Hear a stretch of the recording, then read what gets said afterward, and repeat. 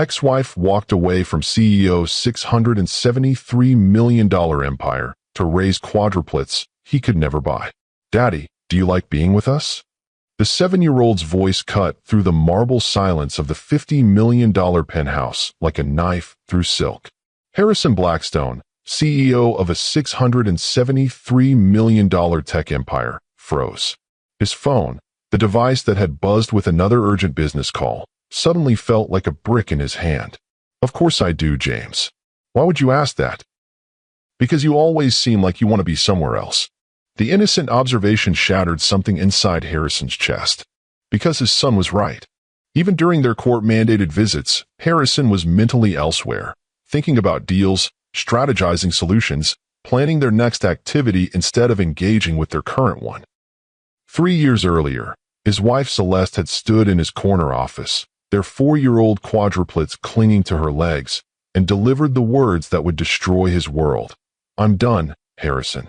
We're leaving." "You can't be serious, Celeste. Where would you go? You have no money of your own, no career." "No, I have everything I need.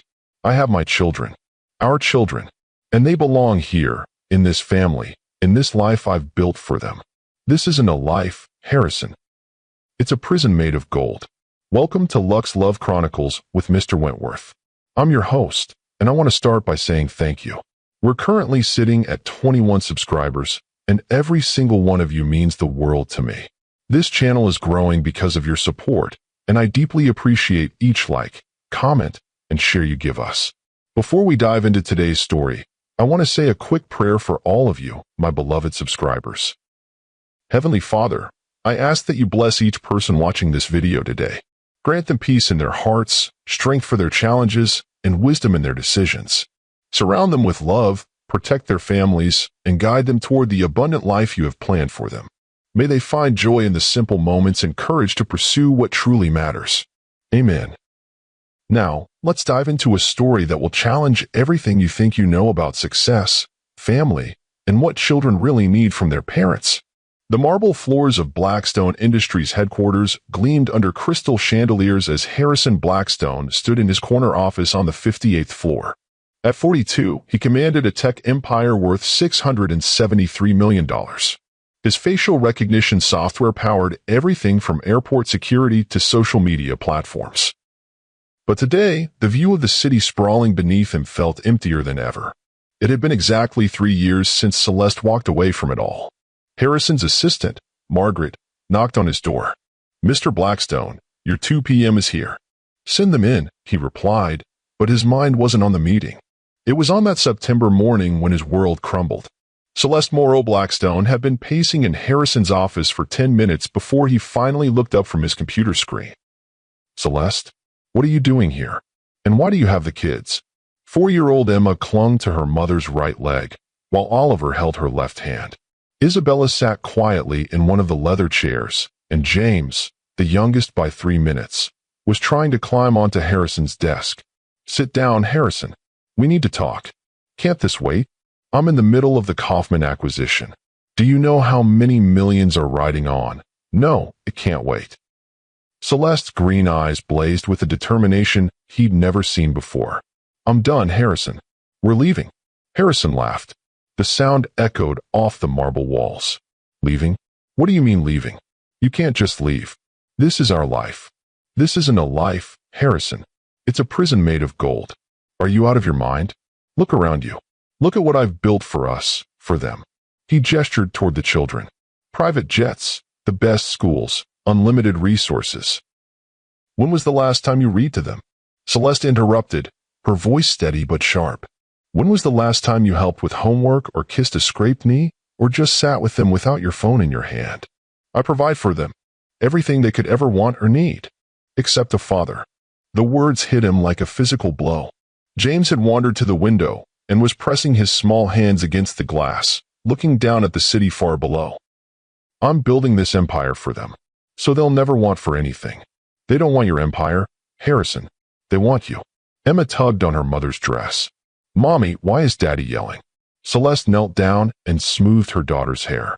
"Daddy's not yelling, sweetheart. He's just busy with work." "Daddy's always busy," Oliver said matter-of-factly. Harrison felt something cold settle in his chest. You're being dramatic, Celeste. This is how wealthy families operate. My mother had staff. Your mother was miserable, Harrison. She told me so herself before she died. She said she regretted letting your father turn parenting into a business transaction. Harrison's jaw clenched. That's different. I'm not my father. Aren't you? Celeste stood up, gathering Isabella in her arms. When was the last time you came home before the children were asleep? When was the last time you made it to a school event? When was the last time you had a conversation with them that wasn't interrupted by a phone call? After this deal closes, I'll have more time. Just give me 6 more months. Celeste stared at him for a long moment, something shifting in her expression. You said that about the last deal, and the one before that. There's always going to be another deal, isn't there? This is different. This is the big one. They're all the big one, Harrison. And meanwhile, our children are growing up without knowing their father. James had found a pen on Harrison's desk and was drawing on a stack of important documents.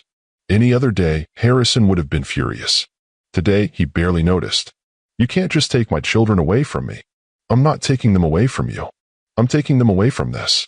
She gestured around the opulent office. From a life where they have everything except what they actually need. And what exactly do they need that I'm not providing? Love that isn't transactional. Attention that isn't scheduled. A father who sees them as children, not future business assets.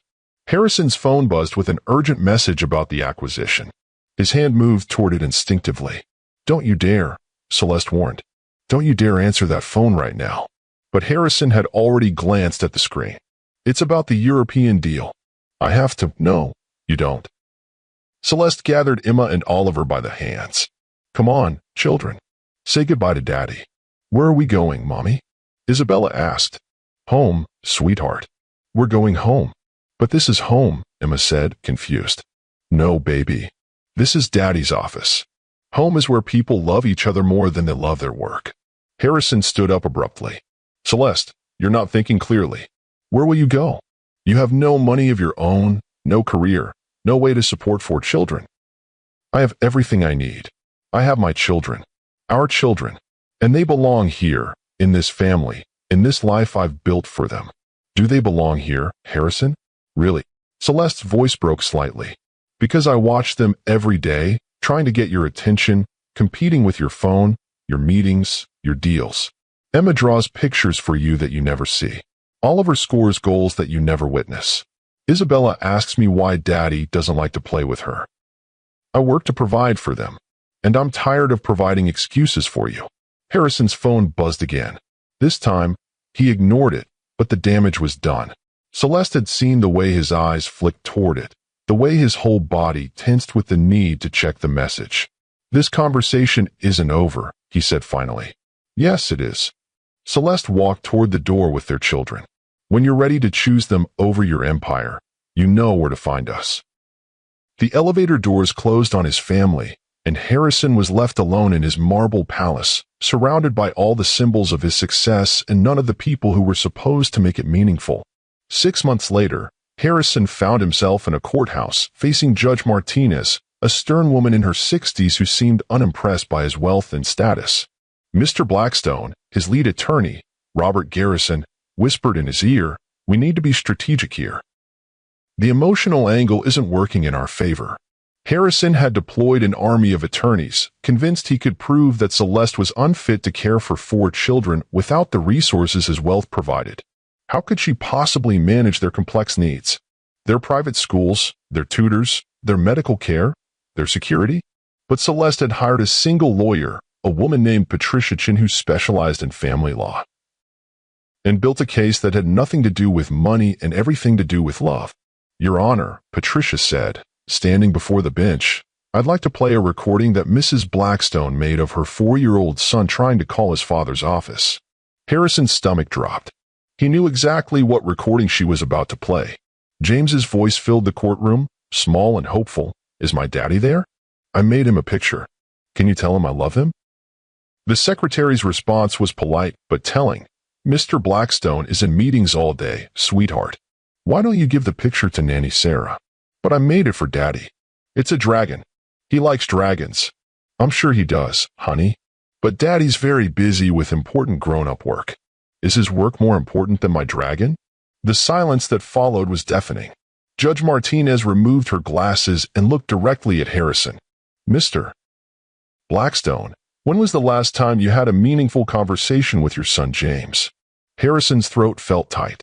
Your Honor, I speak with my children regularly during our scheduled. I asked about a meaningful conversation, not a scheduled interaction. We discussed their schooling, their activities, their futures. Do you know what James's favorite color is? The question caught him off guard. Blue. It's green, like his mother's eyes. Do you know what Emma wants to be when she grows up? A businesswoman? Like her father. She wants to be a teacher, so she can help children learn to read, because she says reading makes people happy. Harrison felt the walls closing in. Patricia Chin approached the witness stand where he sat. Mr. Blackstone, can you tell the court about the last time you attended one of Oliver's baseball games? I've been to several games. According to the team's attendance records, you've attended 2 games in the past 2 years. Both times, you left early for business calls. My work requires, can you tell the court about Isabella's art teacher, Ms. Rodriguez? I'm not familiar with Ms. Rodriguez has been Isabella's art teacher for 3 years. She says Isabella often creates paintings of her family, but in every single one, the father figure is either absent or significantly smaller than the other family members. Harrison looked across the courtroom at Celeste, who was sitting quietly with tears in her eyes. She wasn't looking at him with anger or hatred. She was looking at him with something worse, pity. Your Honor, Robert Garrison stood up. My client provides exceptional financial support for these children. They attend the finest schools, have access to the best medical care, and live in luxury that most children could never imagine. And yet, Judge Martinez replied, according to the testimony we've heard today, they would trade all of that luxury for one bedtime story from their father. Patricia Chin presented her final piece of evidence, testimony from the children's teachers. Mrs. Peterson, Emma's music teacher, took the stand. Emma is incredibly talented, but during our spring recital, I watched her scan the audience hopefully during her entire performance. When I asked her afterward who she was looking for, she said, I thought maybe Daddy would come this time. Coach Williams, Oliver's baseball coach, was next. Oliver asks me before every game if his dad might be there. I've had to watch this little boy's face fall game after game when he realizes his father isn't in the stands. Ms. Rodriguez, Isabella's art teacher, showed the court a series of family portraits Isabella had painted over the past year. In each one, Harrison's figure grew progressively smaller and more distant from the rest of the family. When I asked Isabella about this pattern, Ms. Rodriguez explained. She said, Daddy's there, but he's always far away, even when he's close. The final blow came when they played a video of James at his preschool graduation. The camera captured him on stage, waving enthusiastically at the audience. Hi, Daddy, he called out, even though Harrison wasn't there. I'm graduating. Are you proud of me?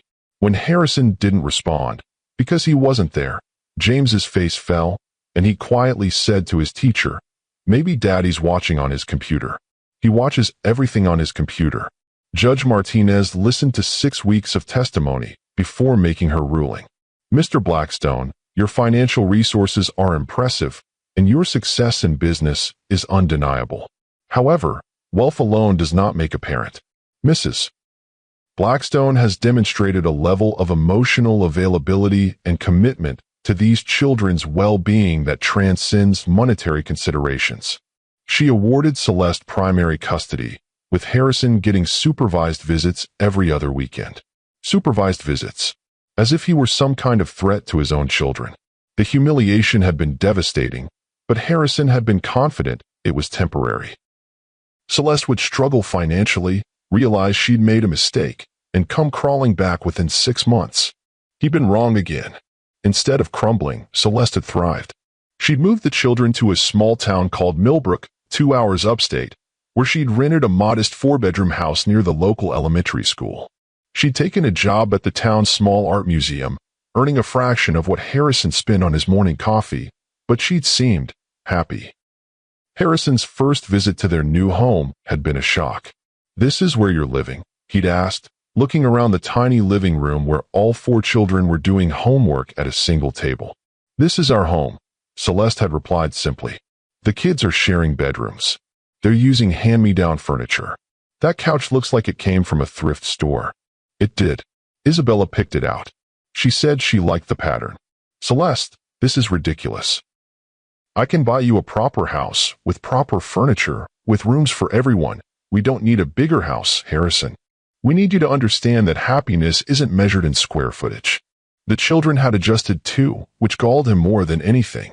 During his court-mandated visits, they'd chatter excitedly about their new school, their friends, their mother's work at the museum. Daddy, guess what? Emma had said during one visit, bouncing on her toes. I joined the school choir. We're singing at the winter concert. That's nice, sweetheart. I'll arrange for you to have private voice lessons with the best instructor in the city. Emma's face fell slightly. But I like singing with my friends at school. Professional training will be much better for your development. I don't want professional training. I want to sing with Sarah and Miguel and Ashley. Oliver had similar stories about Little League baseball.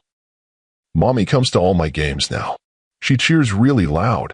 I'll hire a personal baseball coach for you. Someone who played professionally. But I like Coach Martinez. He teaches us about teamwork. A professional can teach you about winning. Coach Martinez says winning isn't everything. He says having fun with your team is more important. Harrison had tried to buy his way back into their affections. He'd shown up to Oliver's games in his Bentley, promising the team new uniforms and equipment if they won the championship. He'd offered to fund a new wing for Isabella's art center. He tried to convince Emma's choir director to let him arrange for them to perform at Carnegie Hall. But the children had seemed uncomfortable with his grand gestures, and worse, they'd started declining his offers. We don't need new uniforms, Daddy, Oliver had said gently during one visit. Our old ones work fine. The art center is perfect the way it is, Isabella had added. Even worse, they'd started asking pointed questions that his money couldn't answer. Why can't you come to my games without bringing presents? Oliver had asked. Why do you always want to make things bigger and fancier? Emma had wondered. Why can't you just be with us? James had whispered. The questions haunted him, but what truly devastated Harrison was watching another man step effortlessly into the role he'd never learned to fill. David Chun was a widowed high school English teacher with 2 children of his own. He coached the local soccer team, volunteered at the library, and had somehow become a fixture in Harrison's children's lives without spending a dime on elaborate gifts or experiences. Harrison had initially assumed the relationship wouldn't last. What could a small-town teacher offer a woman who had once had access to unlimited wealth? But months had passed, and David remained a steady presence in their lives. He reads to us. James had mentioned casually during one of their visits. Really good voices for all the characters. I can hire professional actors to come read to you, Harrison had replied. But Mr. David makes up different voices each time, and he lets us help tell the story. He taught me how to throw a curveball, Oliver had added. I'll arrange for private lessons with a former major league pitcher. Mr. David used to play in college. He shows me pictures from his old team, and he tells me stories about his games. He helps Mommy with cooking, and he doesn't check his phone during dinner, Emma had observed. Each innocent comment felt like a dagger to Harrison's chest. This man with his teacher's salary and unremarkable car was giving his children something Harrison couldn't seem to provide despite all his resources.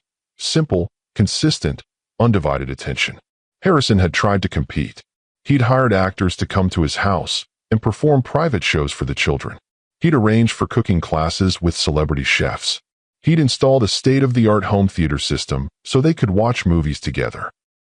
But the children had seemed more interested in the simple cardboard box the theater equipment had arrived in than in the technology itself.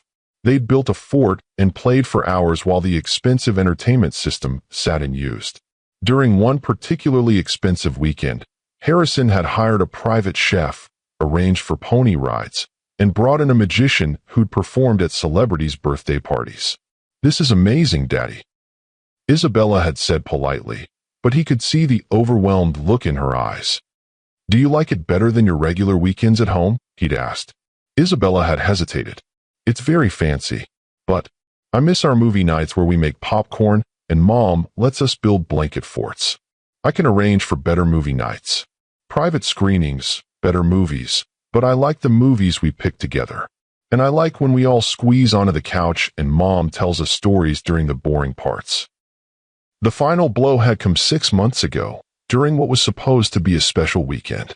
Harrison had arranged for the children to stay at his Hamptons house, complete with a full staff and elaborate activities. He'd hired a private chef to make their favorite meals, arranged for a private screening of the latest blockbuster movie, and even brought in puppies from a local rescue for them to play with. But James had gotten sick, just a simple fever, and Harrison had panicked. "We need to call Dr. Richardson immediately," he'd told his assistant, "and contact the pediatric team at Mount Sinai. I want a full medical evaluation." "It's just a fever, Daddy," 7-year-old Emma had said, trying to comfort both her brother and her father. "Mommy just gives us medicine and cuddles when we're sick." "Medicine and cuddles don't require a medical degree," Harrison had snapped, his anxiety making him sharp. "We need to know exactly what's wrong." "But I'm not that sick," James had protested weakly. "I just have a tummy ache and I'm hot." "That could be anything. Appendicitis, bacterial infection, viral pneumonia." "Daddy, you're scaring him," Oliver had said quietly. By the time 3 doctors and 2 nurses had arrived to examine one mildly feverish child, James was in tears, Oliver was hiding, and the girls were asking to call their mother. Celeste had arrived within 2 hours, still in her museum work clothes, and had calmly assessed the situation. "Thank you all for coming," she'd said politely to the medical team. "But this won't be necessary. Mrs. Blackstone, we should at least run some preliminary tests." One of the doctors had begun. "He has a low-grade fever and ate too much ice cream earlier. He'll be fine with some children's acetaminophen and a good night's sleep." She'd sent the medical team home, given James some medicine, and settled down to read to him until his fever broke. Harrison had watched from the doorway as his son relaxed in his mother's arms, his breathing evening out as she read from a well-worn copy of Where the Wild Things Are. It was a book Harrison recognized, one his own mother had read to him as a child. But he couldn't remember the last time he'd read anything to his children that wasn't an educational text or business-related material. "This is what they need," Celeste had said quietly when she'd noticed him watching. "Not medical teams or specialists or elaborate productions. Just presence. Just love." "I do love them," Harrison had protested.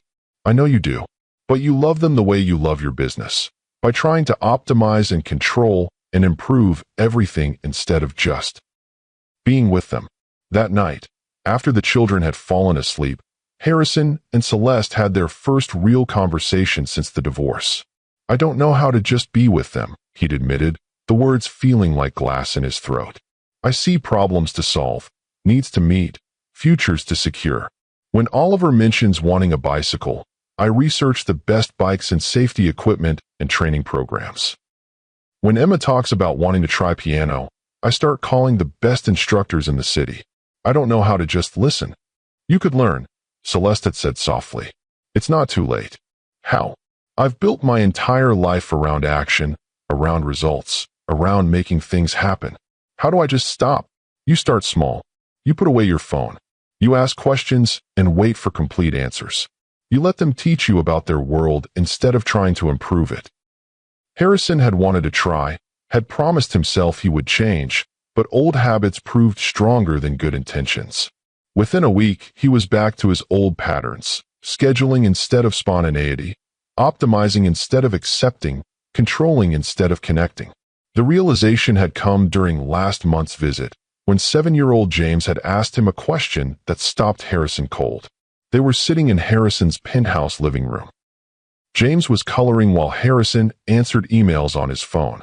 The other children were with their court-appointed supervisor in another room. "Daddy, just a minute, James. I need to finish this message." "Daddy, do you like being with us?" Harrison's fingers froze over his phone screen. "Of course I do. Why would you ask that?" "Because you always seem like you want to be somewhere else." The innocent observation had shattered something inside Harrison's chest. Because James was right. Even during their scheduled time together, Harrison was mentally elsewhere, thinking about deals, strategizing solutions to business problems, planning their next activity instead of engaging with their current one. "I'm here with you right now," Harrison had said, But even as he spoke the words, his phone buzzed with another message, and his eyes flicked down to the screen. James had noticed. See? You're here, but you're not really here. I'm working hard so I can give you and your sisters and brother everything you need. We don't need everything, Daddy. We just need you.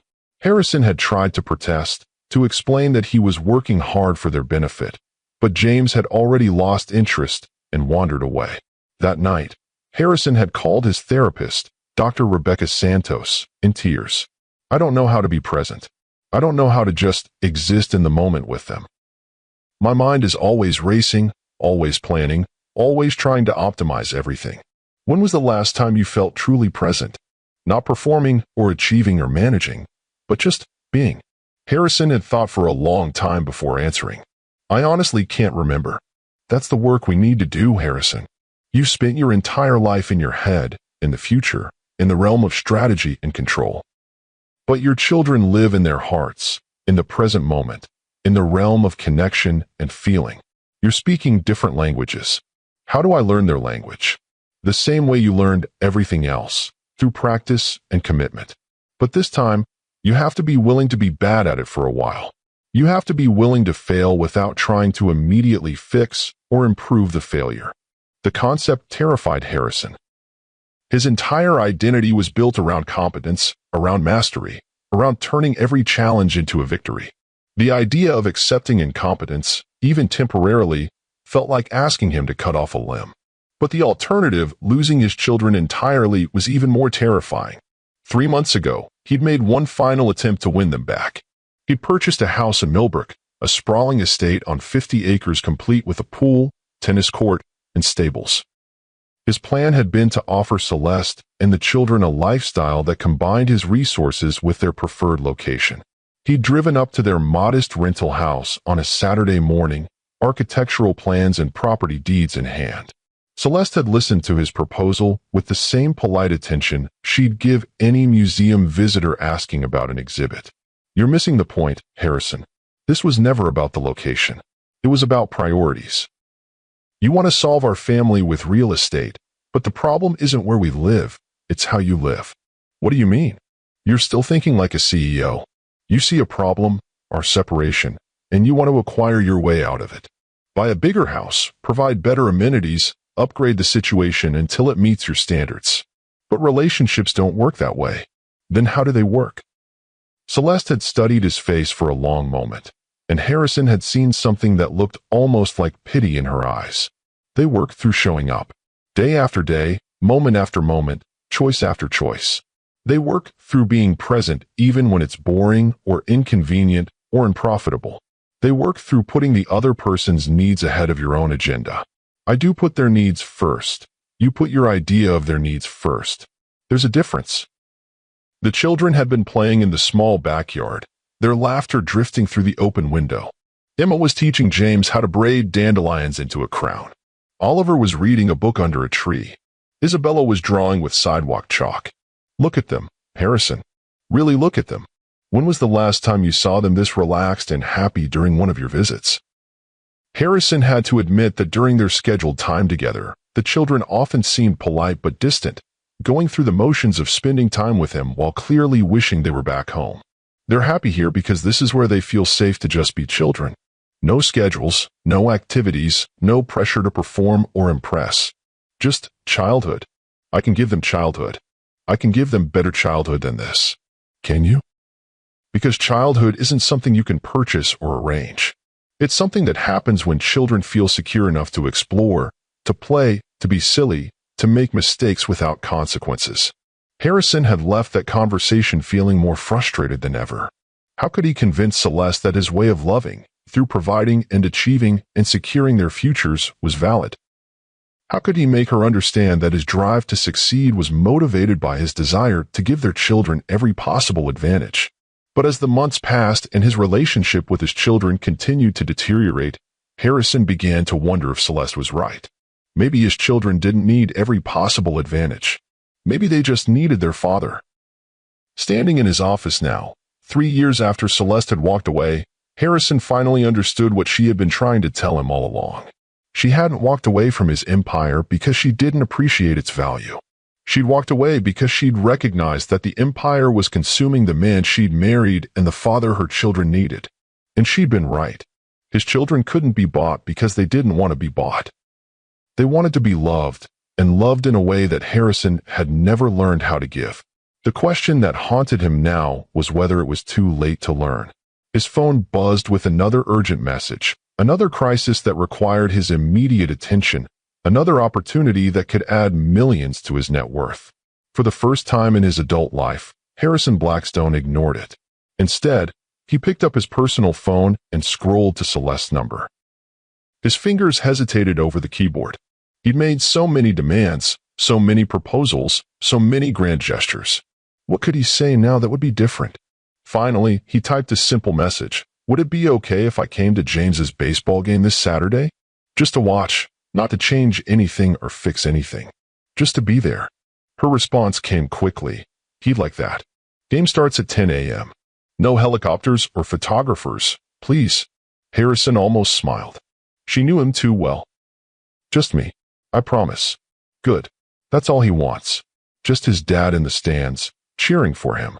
As he gathered his things to leave the office, something he hadn't done before sunset in years, Harrison realized that this might be the most important business meeting of his life.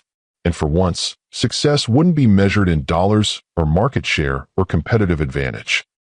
It would be measured in whether his son smiled when he saw his father in the stands, and whether Harrison could resist the urge to pull out his phone when that smile appeared. Saturday morning arrived gray and overcast, but Harrison was at the Millbrook Little League field by 9:45 a.m. He'd driven himself, no driver, no security detail, no entourage. Just him in his regular car, wearing jeans and a baseball cap instead of his usual suit. The field was nothing like the professional training facilities he'd researched for Oliver.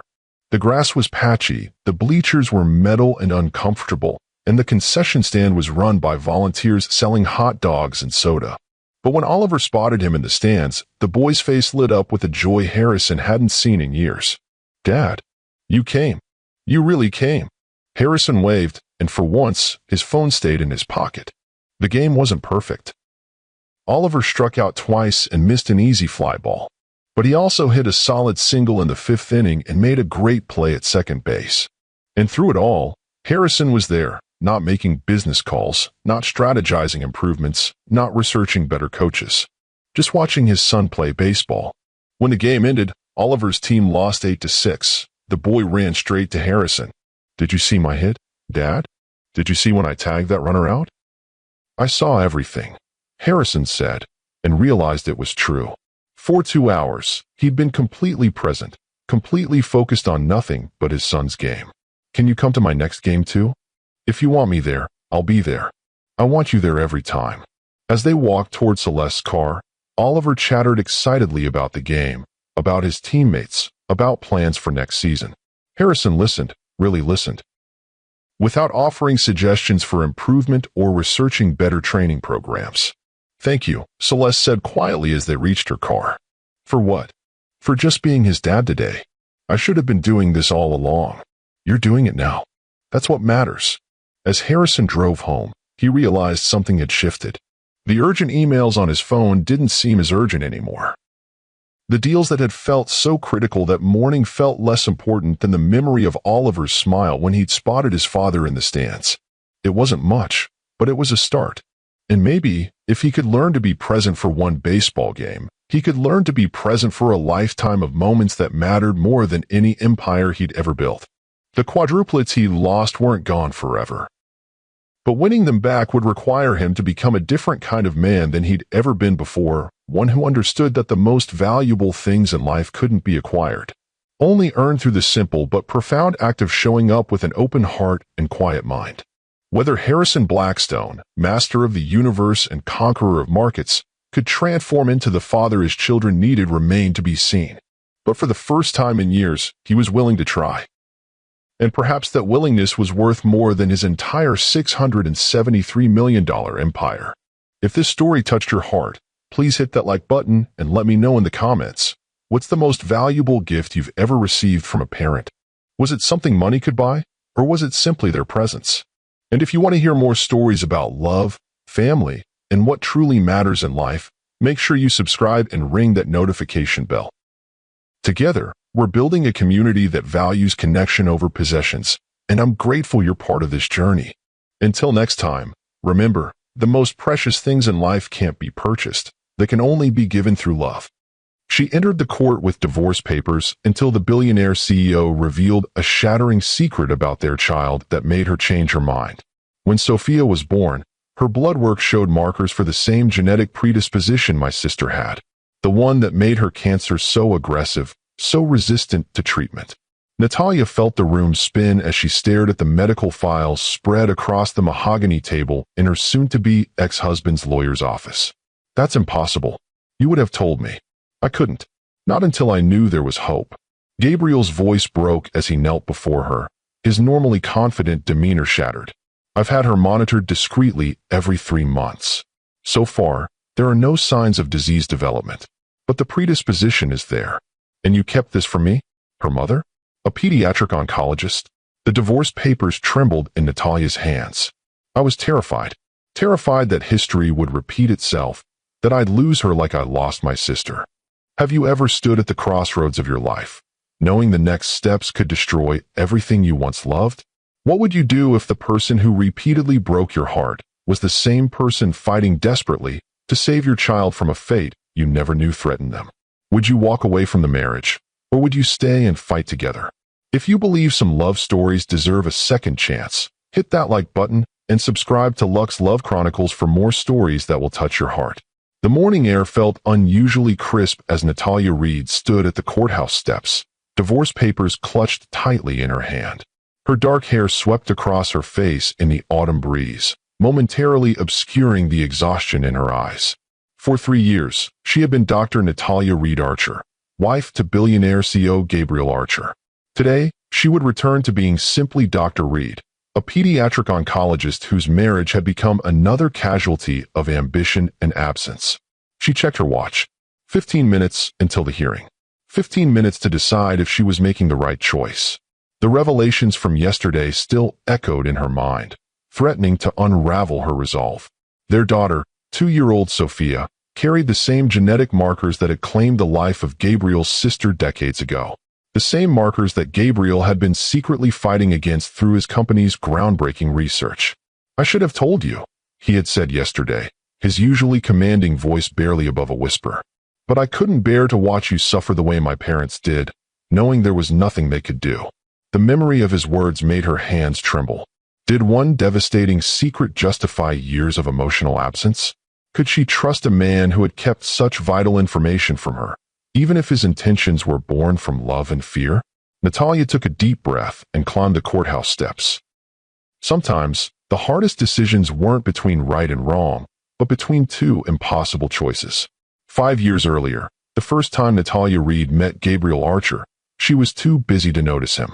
Hunched over a mountain of patient files in St. Mary's Hospital cafeteria, she barely registered the tall figure who sat down across from her, until his deep voice cut through her concentration. You're in my seat. Natalia looked up, blinking away the medical terminology swimming before her eyes.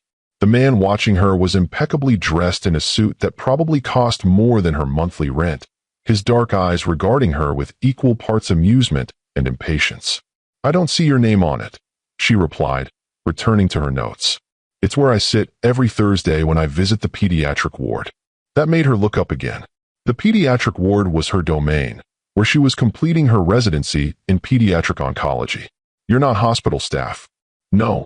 He offered nothing more, just waited expectantly. Something about his quiet confidence made her gather her papers. Fine. I'll move. I didn't say you had to leave. His voice softened. Just that you're in my seat. The one across from you works just as well. As he settled into his chair, Natalia studied him properly. Beneath the expensive suit was a man perhaps in his early 30s, with features that seemed carved from determination, strong jaw, observant eyes, the slight furrow between his brows suggesting he frowned more often than he smiled. Gabriel Archer, he said, extending his hand. I fund the Children's Cancer Research Initiative. Recognition dawned. The Archer Foundation. You're the one who donated the new imaging equipment. Guilty. The corner of his mouth twitched upward. Dr. Natalia Reed, first-year resident, pediatric oncology. I know. At her raised eyebrow, he added, Dr. Patel speaks highly of you. Says you have exceptional instincts. Dr. Patel exaggerates. She hesitated. Why do you visit the pediatric ward every Thursday? Something flickered across his face, too quickly to interpret. To remind myself why I work so hard the other 6 days of the week. That was the beginning, a chance encounter that neither of them recognized as life-changing. Natalia returned to her studies, and Gabriel visited the children, reading stories and playing games with young patients fighting battles no child should face. 3 Thursdays later, she found him again in the cafeteria. You look exhausted, he observed as she dropped into the chair across from him. 36-hour shift. She rubbed her eyes. Lost a patient this morning. 8 years old. Gabriel didn't offer platitudes. Instead, he pushed his untouched coffee toward her. Here, you need this more than I do. Thanks. She took a sip and grimaced. This is awful. Hospital coffee generally is. Why do you care so much about pediatric cancer? The question had been nagging at her since their first meeting. Gabriel was quiet for a long moment, his eyes fixed on something distant. My sister. She was diagnosed at 7. Didn't make it to 8. I'm sorry. It was a long time ago. He checked his watch. I should go. Some of us have empires to run. And some of us have lives to save, she replied with unexpected sharpness. Gabriel paused, then smiled, the first genuine smile she'd seen from him. Touché, Dr. Reed. Their Thursday encounters became a ritual. Sometimes just a few exchanged words, sometimes longer conversations about medical advances or hospital politics. Gabriel was surprisingly well-versed in oncology research, and Natalia found herself looking forward to their debates. She learned he was the CEO of Archer Technologies, a company he'd built from nothing after dropping out of business school. Now valued at over $3 billion, it specialized in medical technology and pharmaceutical development. You could have been a doctor, she told him one day. I save more lives by funding research than I ever could have treating patients one at a time. Is that why you do it? To save lives? I do it because I'm good at it. His answer was matter of fact. The saving lives part is a beneficial side effect. You don't really believe that. Gabriel's eyes met hers. What makes you so sure? Because I've seen you with the kids. You remember all their names, their favorite stories, their dreams for when they get better. That's not a man who thinks saving lives is just a side effect.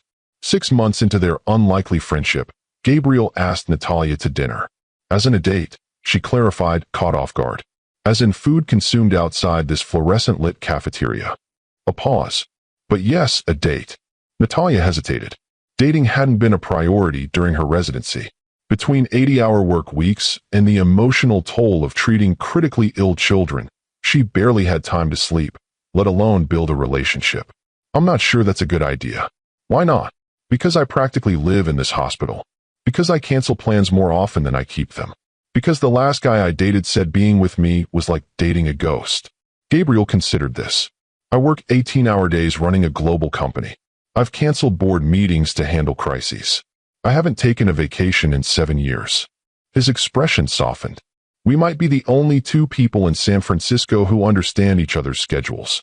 Natalia found herself smiling. When you put it that way. Their first date lasted until 3 in the morning, not from dancing or other typical date activities, but because they couldn't stop talking. Gabriel's analytical mind complemented Natalia's compassionate one. Where she saw individual patients, he saw systemic problems that could be solved with the right research, the right funding, the right approach. You're idealistic, he told her as they walked along the waterfront. And you're pragmatic to a fault, she countered. Perhaps that's why we work. And they did work, surprisingly well. Gabriel understood when Natalia was called away mid-dinner for a patient emergency. She understood when he took calls at midnight from international offices. They carved out time for each other amid impossible schedules, finding moments between her hospital shifts and his business trips. After 8 months, Gabriel took her to his penthouse overlooking the bay. Floor-to-ceiling windows revealed a panoramic view of the city lights, but the space felt sterile, more like a luxury hotel than a home. Do you actually live here? Natalia asked, noting the lack of personal touches. When I'm not at the office. There are no photographs. No books. I don't have time to read for pleasure. And the past is the past. He poured 2 glasses of wine. Why memorialize it? Natalia accepted the glass, but set it down untasted. The past shapes us. Pretending it doesn't exist doesn't make it go away. Is this about my sister again? It's about you building walls so high that nothing can hurt you. Gabriel's expression hardened. You don't know what you're talking about. Don't I? You're brilliant and generous and passionate about your work, but you keep everyone at a distance. She stepped closer to him. Even me. That's not true. Then tell me something real. Something you've never told anyone. The silence stretched between them, taut with unspoken words. Finally, Gabriel spoke, his voice barely audible. I was with her when she died. My sister. Our parents were getting coffee, and the monitors started beeping, and then, she was just gone. His hands clenched. I was supposed to be watching her. Natalia moved to him, wrapping her arms around his rigid frame. You were a child. I was her big brother. I was supposed to protect her. So now you protect every child you can. She looked up at him. That's why you fund the research. Why you visit every Thursday. Slowly, Gabriel's arms came around her. I can't save her, but maybe I can save someone else's sister. That night changed something between them. The walls Gabriel had built began to crack, revealing glimpses of the man beneath the CEO facade. Natalia saw his vulnerability, his fear of failure, his driving need to control his environment to prevent unexpected loss. She fell in love with both versions of him, the powerful businessman and the wounded brother who still blamed himself for a tragedy he couldn't have prevented. A year into their relationship, Gabriel proposed atop a mountain after a helicopter ride, dramatic and unexpected, like everything he did. Natalia said yes, not because of the spectacular setting or the flawless diamond, but because she believed they balanced each other perfectly. Her compassion softened his hard edges. His ambition pushed her to think beyond individual patients to systemic change. Their wedding was small but elegant, with Gabriel's business associates and Natalia's hospital colleagues watching as they exchanged vows. Dr. Patel, her mentor, walked her down the aisle in place of her estranged father. He's a good man, Dr. Patel told her at the reception. Driven, perhaps too much so, but a good man.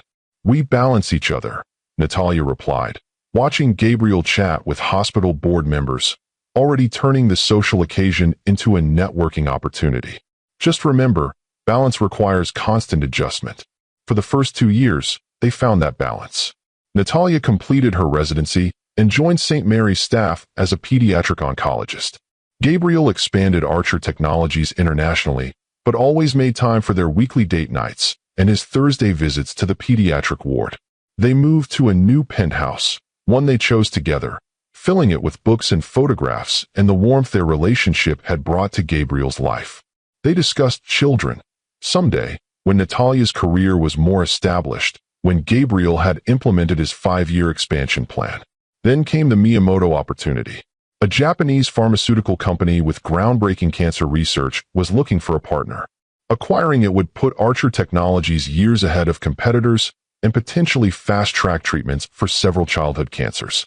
This is why I built the company, Gabriel told Natalia, excitement making him seem younger, more like the man she'd glimpsed beneath the CEO exterior.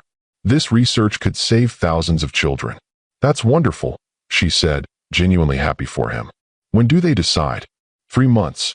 I'll need to be in Tokyo for most of that time. Natalia's smile faltered. 3 months. It's necessary. This deal is too important to delegate. He took her hands. Think of the children it could help. The ones like my sister. She couldn't argue against that. Not when she saw the same desperate faces every day, parents praying for medical breakthroughs for their sick children. Of course. We'll make it work. 3 months became 6. Video calls replaced date nights. Gabriel missed Thursdays at the hospital. When he did return home, his mind was still in Tokyo, strategizing his next move in the complex negotiations. You're pulling away, Natalia told him during one of his brief visits home. I'm working. There's a difference. Is there? Because from where I'm standing, it looks like you've chosen the company over us. Gabriel's expression hardened into the one he used for business adversaries. That's unfair. This deal will help your patients more than any individual doctor could. Don't use my patients to justify your absence, she shot back. This isn't just about the research. You're hiding in your work because it's safer than being vulnerable with me. That's ridiculous. I'm trying to change the world. and I'm just trying to maintain our marriage." The fight ended without resolution, like so many before it. Gabriel returned to Tokyo, and Natalia threw herself into her patient's care, each of them filling the emptiness with work instead of addressing the growing distance between them. Have you ever had to choose between ambition and family? Share your thoughts in the comments below. When the Miyamoto deal finally closed, Gabriel returned home triumphant. Archer Technologies' stock soared. Medical journals praised the research partnership's potential. He expected Natalia to share his elation. Instead, he found her sitting in their darkened living room, a glass of untouched wine before her. "We need to talk," she said, her voice hollow. "About the deal? It's even better than I hoped. The research. About us, Gabriel. About what's happening to our marriage." He sat across from her, the coffee table between them feeling like an ocean. "Nothing's happening to our marriage. We've been busy, that's all. I'm pregnant." The words hung in the air between them. Gabriel stared at her, his expression unreadable in the dim light. "That's unexpected," he finally said. "I found out 2 months ago." 2 months. His voice sharpened. "And you didn't tell me?" "I tried. 3 times, actually." Natalia's laugh held no humor. "The first time, you had to cut our call short for a meeting. The second, you were so excited about a research breakthrough that I didn't want to distract you. The third," she trailed off, "I realized you were so consumed with the deal that there wasn't room for anything else. Not even this." Gabriel moved to sit beside her, taking her hands. "Natalia, I'm sorry. I should have been more present. But this changes everything. A baby." For a moment, the hard-edged so disappeared, replaced by the man she'd fallen in love with. "We're going to be parents." For a few precious weeks, it seemed like they might find their balance again. Gabriel attended doctor's appointments, asked about her symptoms, even began researching the safest baby equipment with his characteristic thoroughness. Then came the expansion opportunity in Europe. "It's a natural extension of the Miyamoto partnership," he explained. "We need research facilities closer to the European medical community. And you need to oversee it personally," Natalia stated, already knowing the answer. "The initial setup, yes. 3 weeks, a month at most. The baby's due in 4 months. I'll be back well before then." He kissed her forehead. "This is for our future. For the baby's future." 3 weeks became 2 months. Video calls again replaced real conversations. Natalia's pregnancy progressed, her body changing while Gabriel watched through a screen, his attention divided between her updates and the documents on his desk. At 7 months pregnant, Natalia developed complications. Her blood pressure skyrocketed, and her doctor ordered bed rest. "You need to come home," she told Gabriel during their nightly call. "The doctor is concerned about preeclampsia. I'll have my assistant arrange for the best specialist," he promised. "And a home nurse." "I don't need a specialist or a nurse. I need my husband." "Natalia, I can't leave right now. We're at a critical juncture with the European Medical Board." She stared at his image on the screen, suddenly seeing with perfect clarity what she'd been avoiding for months. "You're doing it again. Hiding in work because it's where you feel in control. That's not fair, isn't it? Your sister's illness taught you that you can't control death, so you built a company to fight it. But a marriage, a baby, those require letting go of control, being present for the messy, unpredictable parts of life. I'm building this company for us. For our child. For all the children I can save." "No." Natalia's voice was soft but certain. "You're building it for yourself. Because as long as you're saving the world, you don't have to face your own fears." The call ended badly. Gabriel promised to return in 2 weeks, after finalizing the European arrangements. Natalia spent those weeks alone in their penthouse, attended by the nurse Gabriel had hired, surrounded by the expensive baby furniture he'd ordered but never assembled. When she went into labor a month early, she called him 5 times before his assistant answered, promising to get him on the next flight. Their daughter was born 18 hours later, tiny but fierce, with Gabriel's dark eyes and determined expression. He arrived the next day, disheveled from the overnight flight, his eyes wide with wonder as he held his daughter for the first time. "She's perfect," he whispered. "What have we named her?" "I named her Sophia, after your sister." Gabriel's eyes filled with tears, the first Natalia had ever seen from him. "Natalia, I'm so sorry. I should have been here. I should have been with you." "Yes, you should have." She watched him cradle their daughter. "This is what matters, Gabriel. Not the company, not the research, not the deals. This. For 6 weeks, he was the husband and father she'd always believed he could be. He took paternity leave, shocking his board of directors. He learned to change diapers, to soothe Sophia's cries, to support Natalia through the exhaustion of new motherhood. Then came the call from Tokyo. Problems with the research implementation. Regulatory hurdles. His presence required immediately. "I have to go," he told Natalia, already packing. The entire Miyamoto partnership could collapse. "If you walk out that door, I won't be here when you come back." Gabriel stilled. "You don't mean that." "I do. I can't keep competing with your need to save the world. Sophia and I need you here, present, not building an empire while your family crumbles. That's not what I'm doing, isn't it? You've missed more of her life than you've witnessed. You promised things would be different after she was born. They are different. But this is an emergency. It's always an emergency, Gabriel. There will always be another deal, another partnership, another reason to leave." Natalia held Sophia closer. "At some point, you have to choose." His expression hardened into the CEO mask she'd come to hate. "I'm choosing both. My family and my work. I don't understand why you can't support that. Because it isn't both. It's the work, with occasional visits to your family when it's convenient." Gabriel left for Tokyo that night. Natalia filed for divorce 3 days later. The year that followed was a study in controlled pain. Gabriel fought the divorce with the same intensity he brought to business negotiations. He offered compromises, promises of change, even therapy, anything to avoid the failure of their marriage. Natalia remained firm. She moved out of the penthouse into a modest house near the hospital, establishing a routine for herself and Sophia that didn't depend on Gabriel's unpredictable presence. He visited when he could, sometimes staying for days, helping with Sophia, trying to prove he could be the father she needed. But inevitably, work would call, and the pattern would repeat. "You're punishing me for providing for our daughter," he accused during one particularly heated exchange. "I'm protecting her from learning that she'll always come second to your ambition." As the divorce proceedings dragged on, their interactions grew increasingly bitter. Gabriel's lawyers suggested fighting for custody, arguing that his resources could provide Sophia with advantages Natalia's salary couldn't match. "You wouldn't dare," she told him when he mentioned the possibility. "I don't want to, but I won't be shut out of my daughter's life. You've done a fine job of that yourself." Their final meeting before the court date was in Gabriel's lawyer's office. Cold and impersonal, with their attorneys present, it was a far cry from the intimate conversations that had once defined their relationship. "My client is prepared to be generous regarding financial support," Gabriel's lawyer stated. "Full educational expenses, housing allowance, medical coverage for both Dr. Reed and Sophia." "We're not interested in his money," Natalia's attorney replied. "My client wants sole custody with limited visitation rights for Mr. Archer." Gabriel, who had been silent, suddenly spoke. "Could we have the room, please?" The lawyers exchanged glances, then left, leaving Gabriel and Natalia alone for the first time in months. "This isn't what I want," he said once the door closed. "It's what you've chosen, through your actions if not your words. I love you. I love Sophia. Love isn't enough, Gabriel. Not without presence, consistency, prioritization."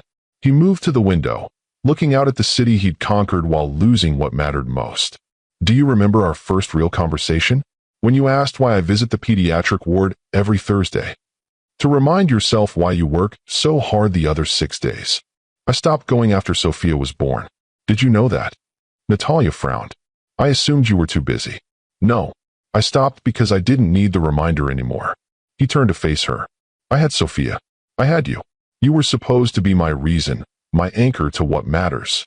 Then why weren't we enough to keep you home?" "Because I'm broken, Natalia. Because I still believe that if I work hard enough, fund enough research, build a big enough company, I can somehow make up for not saving my sister." His voice cracked. "But I'm losing you both anyway." The vulnerability in his admission cut through Natalia's defenses. For a moment, she saw again the man beneath the CEO, the wounded child still trying to atone for a death he couldn't have prevented. "It's too late," she said, but with less conviction. "Maybe. But before you walk into that courtroom tomorrow, there's something you should know." Gabriel opened his briefcase and removed a folder. "This arrived yesterday from Tokyo." Natalia took it reluctantly. Inside were research results from the Miyamoto partnership, specifically focused on the aggressive form of leukemia that had taken his sister's life.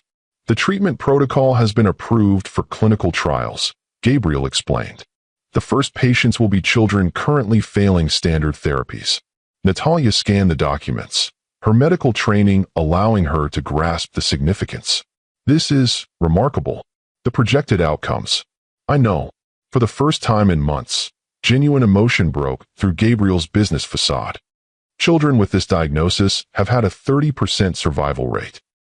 The preliminary data suggests we could double that. All those families. Natalia thought of her patients, the desperate parents, the children fighting battles their small bodies shouldn't have to face. It doesn't justify my absences, Gabriel said quietly. Nothing could. But I need you to understand that it wasn't just ambition. It wasn't just running away from vulnerability. Part of me was still trying to save my sister through every child this research might help. Natalia set down the folder, conflicting emotions warring within her. Why are you showing me this now? Because tomorrow you'll stand in that courtroom with every right to end our marriage. But before you do, I wanted you to know that while I failed as a husband and father, the work itself wasn't meaningless. I never said it was meaningless, Gabriel. I said it couldn't replace being present for your family. I know. He moved closer, not touching her, but close enough that she could see the exhaustion etched in his face. I've stepped down as CEO. Natalia stared at him. What? Effective immediately. The board appointed Martin Chun as my replacement this morning. But the company is your life. No. You and Sophia are my life. The company was just where I hid from that truth. Gabriel's hands trembled slightly. I'll still chair the foundation, oversee the research funding, but the day-to-day operations, the international expansions, the constant travel, that's over. Why now? Why not 6 months ago, or a year ago, when it might have saved our marriage? Because I was still trying to have it all, to be everything to everyone. He met her gaze directly. And because I didn't believe I deserved you until I'd finished what I started for Sophia. What are you talking about? Gabriel hesitated, then reached for another folder in his briefcase. There's something else you should know. Something I've kept from you. The folder contained medical records, Sophia's newborn screening results, genetic tests, specialist consultations Natalia had known nothing about. What is this? She asked, dread building as she scanned the documents. When Sophia was born, her blood work showed markers for the same genetic predisposition my sister had. The one that made her cancer so aggressive, so resistant to treatment. Natalia felt the room spin. That's impossible. You would have told me. I couldn't. Not until I knew there was hope. Gabriel's voice broke. I've had her monitored discreetly every 3 months. So far, there are no signs of disease development. But the predisposition is there. And you kept this from me? Her mother? A pediatric oncologist? I was terrified. Terrified that history would repeat itself, that I'd lose her like I lost my sister. I thought if I could just finish the Miyamoto partnership, get the research approved. You had no right. Natalia's professional composure shattered. She's my daughter too. I know. It was unforgivable. Gabriel didn't try to defend himself. But tomorrow, when you stand in that courtroom, you'll have all the facts. The treatment that might someday save Sophia's life is moving forward because of the work I've been doing. What would you do if you discovered your spouse had been keeping a life-altering secret about your child? Let me know in the comments. Natalia sat heavily, the medical records clutched in her hands, her world realigning around this new information. All of Gabriel's desperate focus on the Miyamoto partnership, his obsession with the research, it hadn't just been about his sister or other children. It had been about Sophia. This doesn't change what you did, she said finally. Keeping this from me was a fundamental betrayal of trust. I know. And stepping down as CEO doesn't automatically make you the husband and father we need. I know that too. Gabriel knelt before her, his eyes level with hers. I'm not asking you to forgive me or withdraw the divorce papers. I'm asking for the chance to earn back your trust, to be the father Sophia deserves, to learn how to be present in the ways that matter. Natalia looked at the man she had loved, still loved despite everything, and saw both versions of him clearly. The driven CEO who had prioritized his work over his family, and the wounded brother still trying to save a child he couldn't bear to lose. I don't know if that's possible, she whispered. Neither do I. But I'm willing to try, every day, for as long as it takes. He touched her hand tentatively. Tomorrow, you'll walk into that courtroom with a decision to make. I just wanted you to understand why I made mine. The next morning, Natalia stood outside the courthouse, divorce papers in hand, the weight of Gabriel's revelations heavy on her heart. Their daughter, their beautiful, precious Sophia, carried the same genetic predisposition that had taken her namesake's life. And Gabriel, for all his flaws, had been working desperately to ensure a different outcome. It didn't excuse his absences or his secrecy, but it cast them in a light she hadn't considered, the actions of a man traumatized by his past and terrified of his future.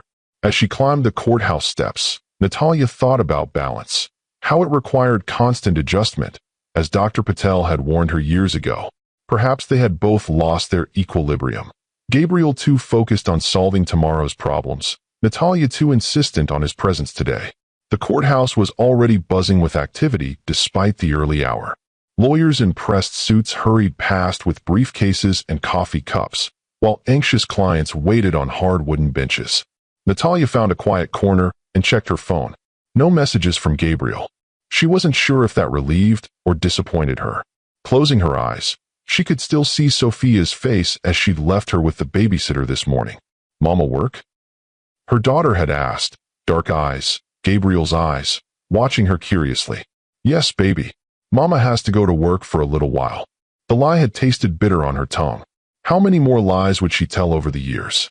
How would she explain to Sophia why her father was only an occasional presence in her life?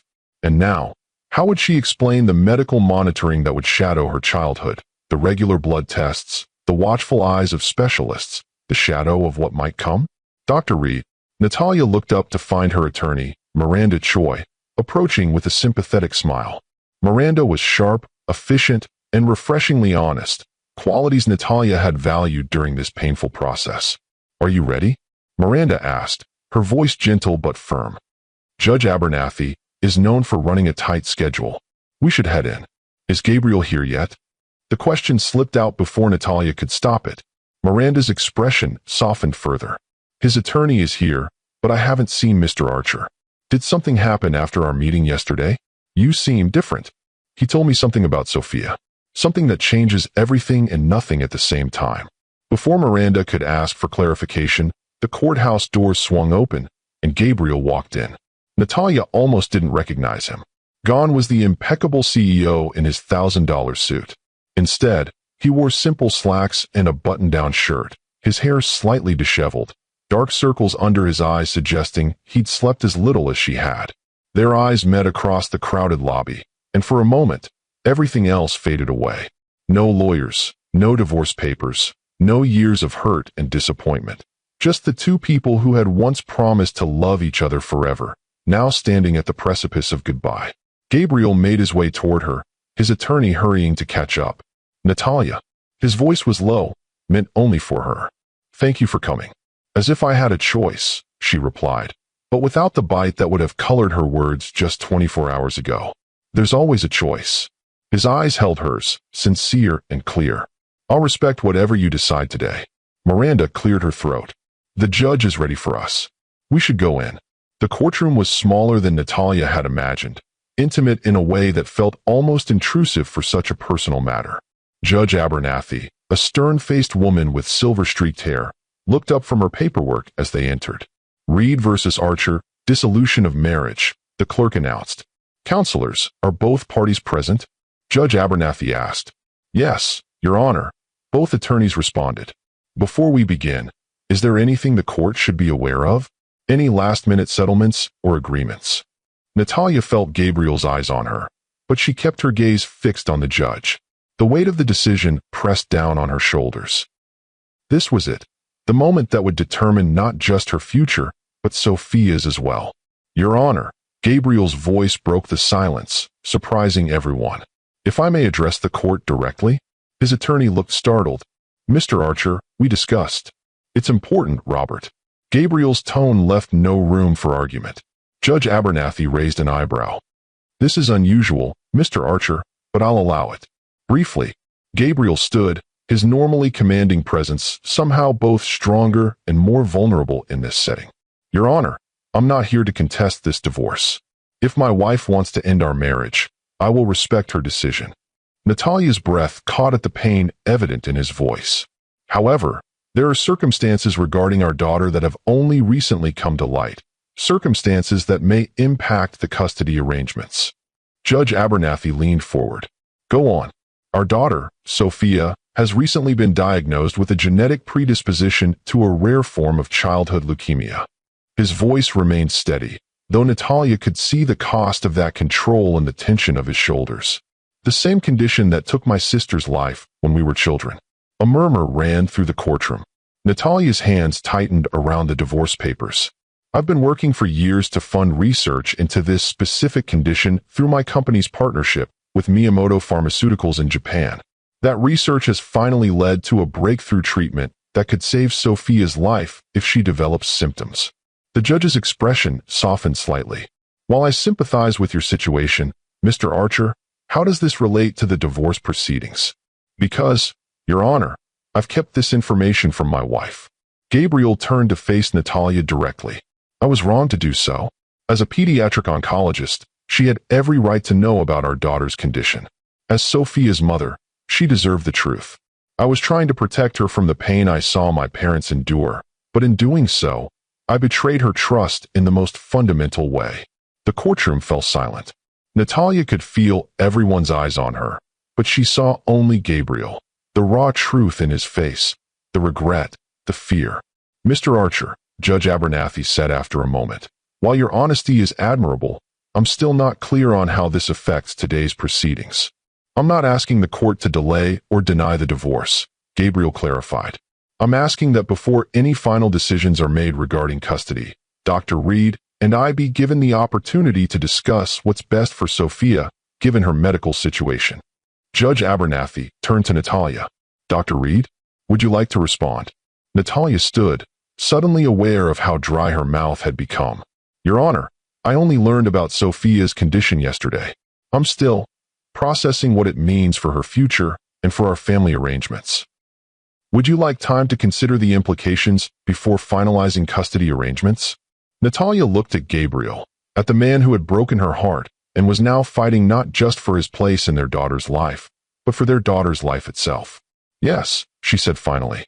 I would. Very well. Judge Abernathy made a note in her file. I'm going to suggest a 30-day continuance. During that time, I strongly recommend you both consult with medical specialists regarding your daughter's condition and develop a parenting plan that addresses her healthcare needs. If you are able to reach an agreement, present it to the court at that time. If not, we will proceed with a custody hearing. Thank you, Your Honor, Gabriel said, the relief evident in his voice. As they exited the courtroom, Natalia felt oddly disconnected from the scene around her. The divorce was still happening. That hadn't changed.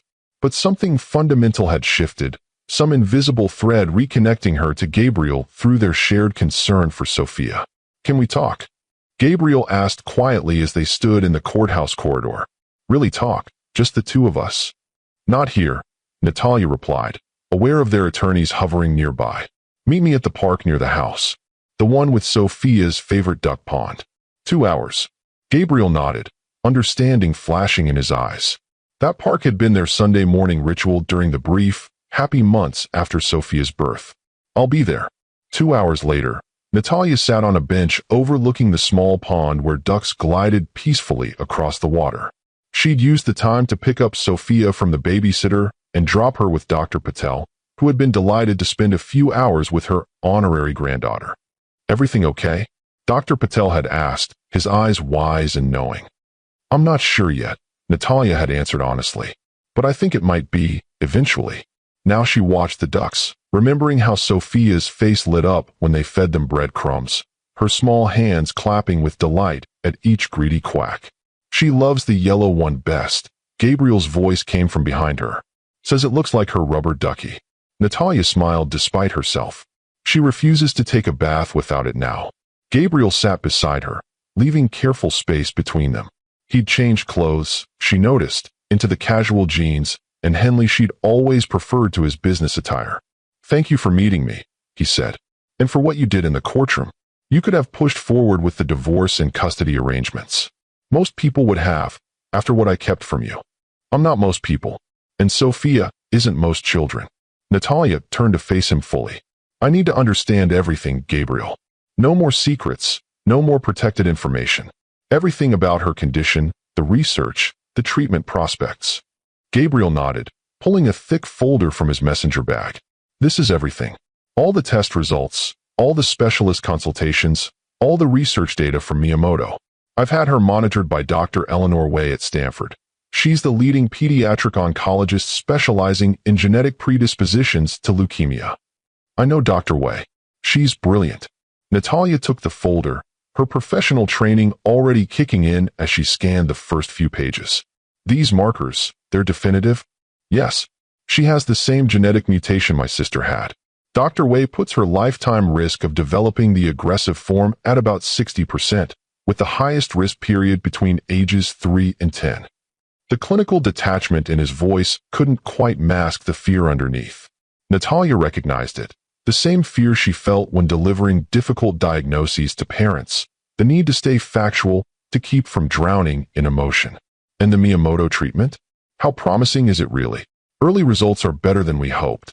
In mouse models with the same genetic profile, it reduced tumor development by 80%. In the limited human trials with advanced cases, it's shown a 40% complete remission rate. That's for children who already have active, aggressive disease.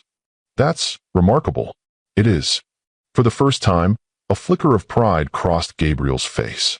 If administered prophylactically to children with the genetic marker before disease onset, Dr. Miyamoto believes we could prevent development entirely in up to 70% of cases. Natalia closed the folder, emotions threatening to overwhelm her clinical assessment. Why didn't you tell me, Gabriel? From the moment you knew, why didn't you share this with me? Gabriel was quiet for a long moment, his eyes on the pond where a mother duck shepherded her ducklings in tight formation. Do you remember the night Sophia was born? Of course I do. I missed it. I was in Brussels, closing a deal that seemed so important at the time, while you were bringing our daughter into the world alone. His voice roughened with regret. When I finally got there and held her, when I saw her perfect little face and counted her fingers and toes, I made a promise to her. I promised that nothing would ever hurt her, that I would protect her from every danger in the world. He ran a hand through his hair, a gesture of frustration Natalia had seen countless times during their marriage. 2 weeks later, the neonatal screening results came in. I saw the markers myself. We'd included the test in our comprehensive panel because of my family history. And suddenly, I couldn't keep that promise. The greatest danger to her was in her own cells, in the DNA I had given her. Gabriel, I know I should have told you, but I couldn't bear to see the same devastation on your face that I felt. And more selfishly, I couldn't bear for you to look at me and know that I had passed this ticking time bomb to our daughter. That's not how genetics works, and you know it, Natalia said firmly. You're not responsible for a random mutation. Rationally, I know that. But nothing about parenthood is rational, is it? Gabriel's smile was sad. Instead of telling you, I threw myself into the Miyamoto partnership with a desperation I'd never felt before. It wasn't just about saving other children anymore. It was about saving Sophia. Every trip, every meeting, every late night was driven by the terror that I was racing against a clock that had already started counting down. Natalia felt tears pressing behind her eyes. And I thought you were just choosing work over us. I know. I let you believe that because it seemed easier than the truth. But every day I was away from her, from both of you, was torture. I kept telling myself that one more deal, one more research breakthrough, and I could come home with hope instead of fear. But the research is working, Natalia said. The treatment is showing promise. Yes, and when the preliminary results came in last month, I finally felt like I could breathe again. Like maybe I could face you with something other than a death sentence for our daughter. Natalia reached out impulsively, covering his hand with hers. Gabriel, you should have trusted me with this burden. We could have carried it together. I know that now. He turned his hand to clasp hers. Watching you with your patience, seeing your strength and compassion, I should have known you could handle this. That you would want to handle it, for Sophia's sake. They sat in silence for a while, hands joined, each lost in thoughts of what might have been and what might still be. What happens now? Gabriel finally asked. With the divorce, with Sophia's care? Natalia took a deep breath. Sophia needs to start a comprehensive monitoring program immediately. blood work every 3 months, bone marrow aspiration annually, full physical evaluations by specialists. I've already arranged most of that with Dr. Wei. I want to be part of those appointments. All of them, of course. And I want access to all the research data from Miyamoto as it develops. I want to understand every aspect of this potential treatment. You'll have it. Anything you need. Natalia hesitated, then voiced the question that had been haunting her since yesterday. And what about us, Gabriel? What happens to our family? Gabriel's expression grew serious. That depends on you. I meant what I said to the judge. I'll respect whatever decision you make about our marriage. But I want you to know that stepping down as CEO wasn't a temporary gesture or a manipulation tactic. It's permanent. What will you do? Focus on the foundation. It allows me to stay connected to the research without the international travel and 80-hour weeks. And focus on being Sophia's father, if you'll let me. And if I still want the divorce? Pain flashed across his face, but he nodded. Then we'll co-parent as effectively as we can. I'll be present for Sophia in whatever capacity you're comfortable with. I won't fight you on custody unless your plan would separate her from the medical care she needs. Natalia studied the man beside her, this new version of Gabriel, humbled by fear and love in equal measure. And if I'm not sure what I want yet, hope flickered in his eyes. Then I'll wait, for as long as it takes. It wouldn't be easy, Gabriel. Rebuilding trust after something like this, it would take time. A lot of time. I know, and I know I haven't earned that trust yet. He squeezed her hand gently. But I want the chance to try. Not just for Sophia's sake, but for ours. Natalia looked out at the pond, at the mother duck still guiding her ducklings in patient circles. I need time to think, to process everything. And we need to focus on Sophia's care plan first. Of course. But, Natalia turned back to him, something resolving inside her. I'm not signing those divorce papers today. Or in 30 days. Gabriel's breath caught. What are you saying? I'm saying that I'm not ready to give up on us entirely. Not yet. Not when Sophia needs both of us more than ever. She withdrew her hand from his, establishing a necessary boundary. I'm not promising anything beyond that. We take it one day at a time, focusing on Sophia first. Relief washed over Gabriel's face. One day at a time. I can do that. As they sat there in the autumn sunshine, watching the ducks and planning their daughter's medical care, Natalia felt something she hadn't experienced in over a year. Hope. Not the desperate, clinging hope that had characterized the final months of their marriage, but something steadier and more realistic. Hope built on truth, however painful, rather than comforting illusions. Whether that hope would be enough to save their marriage remained to be seen, but it would be enough to save their daughter. And for now, that had to be enough. 3 months passed in a blur of medical appointments, research updates, and cautious steps toward reconciliation. True to his word, Gabriel had stepped away from the day-to-day operations of Archer Technologies, though he remained chairman of the board. Instead, he focused his considerable energy on the Archer Foundation, particularly its funding of pediatric cancer research. Sophia, blissfully unaware of the medical storm brewing in her genes, continued to thrive. At just over 2 years old, she was a whirlwind of energy and curiosity, her vocabulary expanding daily, her personality becoming more defined, stubborn like her father, compassionate like her mother, and entirely her own person in ways that delighted them both. Natalia had decided to keep her modest house rather than return to the penthouse. Gabriel respected her decision, renting an apartment just 10 minutes away so he could be close for Sophia's sake. They established a co-parenting schedule that allowed Sophia time with both of them, with Gabriel taking her for dinner 3 nights a week and full days on weekends. On this particular evening, Natalia arrived home from the hospital to find Gabriel and Sophia in her kitchen, surrounded by what appeared to be the aftermath of a culinary disaster. "What happened here?" she asked, setting down her bag and surveying the flour-dusted countertops and mysterious splatters on the walls. "We're making dinner for you," Sophia announced proudly, her face smeared with what looked like tomato sauce. Gabriel had the good grace to look sheepish. "We may have gotten a little enthusiastic with the pasta sauce." "I see that."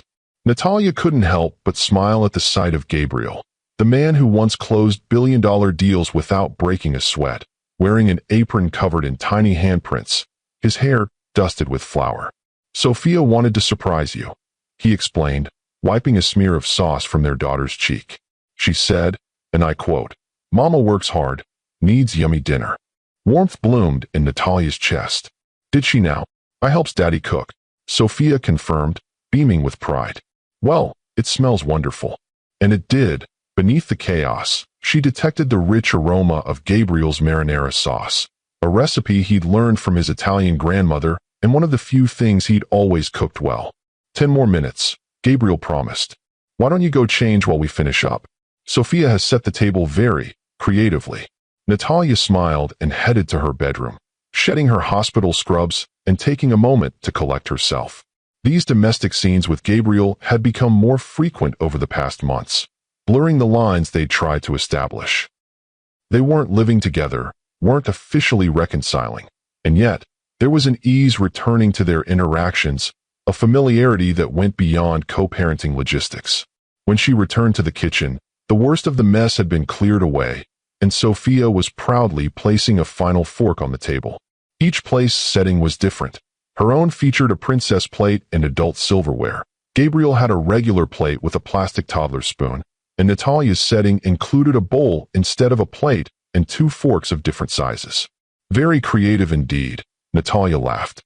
"Sophia has strong opinions about tableware," Gabriel explained seriously. "Apparently daddies only deserve toddler spoons." "Daddy silly," Sophia confirmed, climbing into her booster seat. Dinner was surprisingly delicious, and watching Gabriel help Sophia twirl spaghetti onto her fork, patiently cleaning up each inevitable spill, Natalia felt a pang of what might have been, what might still be, if they could find their way back to each other. After Sophia was bathed and put to bed, with Gabriel reading her favorite story for the 3rd time, Natalia found herself lingering in the doorway, watching them together. The tenderness in Gabriel's voice as he read about little ducks finding their way home. The gentle way he stroked Sophia's hair as her eyes grew heavy. These were the moments she'd always imagined for them, the moments that had been too rare in their marriage. "She's asleep," Gabriel whispered, carefully extracting himself from the toddler bed and joining Natalia in the hallway. "You're good with her," Natalia said as they walked back to the living room. "Better than I expected, honestly. Fatherhood has been a steep learning curve." He smiled ruefully. "But it's the most important job I've ever had. More important than CEO? Infinitely more important." His expression grew serious. "I know you're still not sure about us, Natalia, and I understand that. But I want you to know that being here for Sophia, for you, this isn't temporary. Whether we reconcile or not, I'm committed to being the father she deserves." Natalia nodded, emotion tightening her throat. "I believe you." "Do you?" Gabriel searched her face. "Really? Yes. I've seen the changes, Gabriel. Not just in what you say, but in what you do. The way you've prioritized her appointments, the research you've compiled, the way you're there for dinner even when I know the board is calling emergency meetings." Relief flickered across his face. "It's still not enough to make up for what I did." "No," Natalia agreed softly. "But it's a start." They sat in companionable silence for a while, the evening stretching comfortably around them. Finally, Gabriel spoke again. "Dr. Wei called today. Sophia's latest blood work came back normal." "I know. I was copied on the email." "Right, of course." He hesitated. "The Miyamoto trial is expanding. They're looking for children with the genetic marker who haven't yet developed symptoms. Dr. Wei thinks Sophia would be an excellent candidate."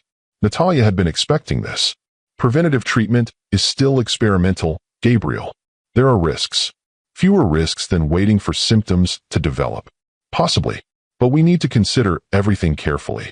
This isn't just another business decision." Gabriel flinched slightly at her words. "I know that. This is our daughter's life we're talking about." "Exactly. Which is why we need to approach this as her parents, not as a CEO and a doctor." "What does that mean?" Natalia took a deep breath, knowing she was about to cross a line she'd been carefully maintaining. "It means we need to figure out if we're making decisions together because we're co-parents or because we're still a family. Really a family." Gabriel went very still. "Are you saying what I think you're saying?" "I'm saying that before we make decisions about experimental treatments, before we commit Sophia to a clinical trial, I need to know where we stand. Where we really stand. Where do you want us to stand?" His voice was careful, controlled, as if he was afraid to hope. Natalia looked at the man before her, Not the distant CEO who had prioritized work over family, but the father who had moved heaven and earth to protect his daughter, who had surrendered his corporate throne to be present for butterfly bandages and bedtime stories. "I want us to try again," she said finally. "Not picking up where we left off, but starting something new. Something built on truth and presence." The control in Gabriel's expression cracked, revealing naked hope beneath. "Are you sure? After everything?" "No," Natalia admitted with a small laugh. "I'm terrified, actually. But watching you with Sophia these past months, seeing how you've changed, the man you're becoming, I think that man is someone I could build a life with."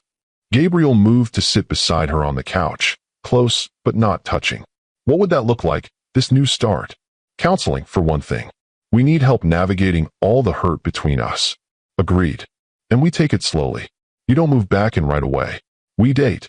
Real dates, not just co-parenting dinners with spaghetti in our hair." That earned a smile from Gabriel. "I'm partial to the spaghetti in the hair, but I take your point. Most importantly," Natalia continued, "we make decisions about Sophia together. As equal partners. That means you share everything with me.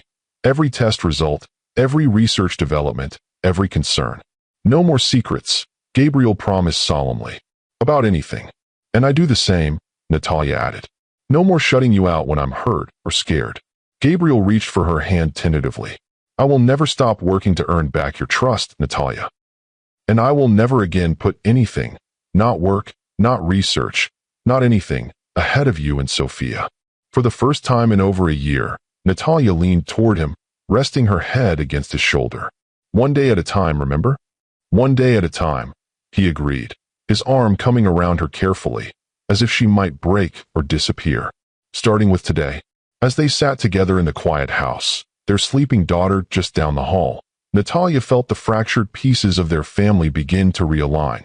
Not perfectly, not without cracks and scars, but with a strength that came from facing the truth together rather than apart.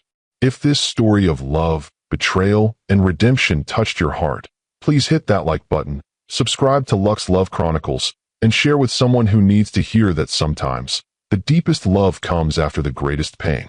1 year later, Sophia's third birthday party filled Natalia's backyard with balloons, laughter, and the controlled chaos of toddlers high on cake and excitement. The theme was ducks, naturally. Yellow decorations everywhere, a cake shaped like the pond at their favorite park, and tiny rubber duckies as party favors. Natalia watched from the kitchen window as Gabriel chased a giggling Sophia around the yard, pretending to be a fox hunting ducks.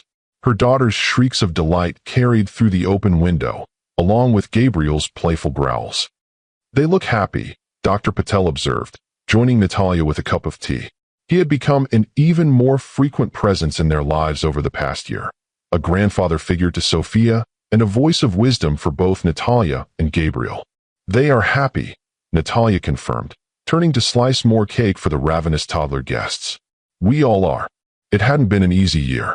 The decision to enroll Sophia in the Miyamoto trial had been agonizing, requiring both of them to set aside professional detachment and face their fears as parents. The preventative treatment regimen was gentler than traditional chemotherapy, but still required monthly hospital visits, regular blood draws, and careful monitoring for side effects. Sophia had handled it all with surprising resilience, accepting this special medicine to keep duckies healthy as just another part of her routine. 6 months into the trial, her genetic markers showed promising changes. The specific proteins that triggered malignant cell development significantly reduced. Professionally, Gabriel had transformed the Archer Foundation into a powerhouse of pediatric cancer research funding, leveraging his business acumen and connections to support promising studies worldwide. Natalia had cut back her clinical hours slightly to focus on research collaboration with Dr. Wei, bringing her medical expertise to the very treatments that might save her daughter. And personally, they had found their way back to each other, slowly and deliberately. Weekly counseling sessions had helped them navigate the minefield of past hurts. Dating had reintroduced them to each other as the people they had become rather than the people they had been. 3 months ago, Gabriel had moved back in, and last week, they had renewed their vows in a simple ceremony at the duck pond, with Sophia as their flower girl and Dr. Patel officiating. "He's different now," Dr. Patel remarked, nodding toward Gabriel, who was now helping Sophia and her friends feed breadcrumbs to the ducks they'd brought in for the party. More present. He is, Natalia agreed. We both are. The crisis with Sophia had forced them to confront what truly mattered, to strip away the distractions and defenses that had driven them apart. Gabriel's fear of losing another loved one to cancer had nearly cost him his family, until he'd realized that protecting Sophia meant being there for her, not just fighting invisible enemies from afar. Mama, Mama come. Sophia called from the yard, waving excitedly. Ducky wants cake. I don't think ducks eat cake, sweetheart, Natalia called back, laughing. This one does, Gabriel insisted, holding up a particularly bold duck that was eyeing the children's plates with interest. Natalia shook her head, still smiling as she joined them in the yard. Gabriel slipped an arm around her waist, pressing a kiss to her temple. Happy, he murmured. Natalia looked at their daughter, healthy and vibrant despite the genetic sword that still hung over her. She looked at their home, filled with friends and laughter. She looked at her husband, who had learned through pain and fear and love what it truly meant to be present. Yes, she said simply. I'm happy. Later, after the guests had left and Sophia was tucked into bed, surrounded by new stuffed ducks, Gabriel and Natalia sat on the porch swing, watching the sunset paint the sky in shades of gold and pink. I had a call from Dr. Miyamoto this morning, Gabriel said, his fingers interlaced with Natalia's. The preliminary data from the trial is even better than we hoped. In children under 5 with the genetic marker, the preventative protocol is showing a 90% success rate in altering the protein expressions that lead to malignancy. Natalia closed her eyes, relief washing through her. That's incredible. It is. Gabriel squeezed her hand. It doesn't mean we're out of the woods completely. She'll need monitoring for years, maybe her whole life. But the odds are shifting in our favor. I'll take those odds. Natalia leaned her head against his shoulder. Do you ever wonder what would have happened if you hadn't told me? If you'd kept Sophia's condition a secret until it was too late? Gabriel was quiet for a long moment. I think about it every day. How close I came to losing everything that matters because I was too afraid to share the burden. And now I understand what my sister taught me, what I couldn't see when I was building empires instead of a family. He turned to look at Natalia, his expression open and vulnerable in a way that still surprised her sometimes. That love isn't about protection from pain. It's about facing it together. Natalia thought about the courtroom a year ago, about the moment she had decided not to sign the divorce papers. It hadn't been forgiveness, not yet. It had been recognition that beneath the hurt and betrayal was a truth worth fighting for. Do you remember what the judge said when we went back to court to cancel the divorce proceedings? She asked. Gabriel smiled. She said she wished more couples would fight as hard to stay together as they do to separate. She also said that sometimes the greatest love stories aren't about perfect people, but about flawed people who choose each other anyway, every day. Like us. Gabriel kissed her softly. Perfectly flawed. As night fell around them, Natalia thought about the journey they'd taken, from strangers in a hospital cafeteria to spouses to enemies to partners in the truest sense. The path had been neither straight nor easy, marked by missteps and pain alongside joy and connection. But sitting here now, with their daughter sleeping safely inside and the man she loved beside her, Natalia knew that every step had led them exactly where they needed to be. Not to a perfect ending, but to an imperfect, beautiful beginning, one they would continue to write together, one day at a time. In life, as in love, the greatest challenges often reveal the deepest truths. For Gabriel and Natalia, it had taken the threat of losing everything to discover what they truly had, not just a marriage or a family, but a partnership forged in the fire of fear and strengthened by the courage to face tomorrow together, whatever it might bring. Sometimes, the most powerful words aren't, I love you, but I'll be here. Through sickness and health, through doubt and certainty, through the daily work of building a life from the broken pieces of what came before. One day at a time. Together. If this story touched your heart, remember that sometimes the greatest love isn't found in grand gestures, but in showing up each day for the people who matter most. Hit like, subscribe, and share with someone who needs to hear that broken things can become beautiful again when mended with love and truth. What was your favorite moment in Gabriel and Natalia's journey? Let me know in the comments below, and tell me if you've ever had to choose between ambition and family in your own life. Every story matters, and yours might be exactly what someone else needs to hear today.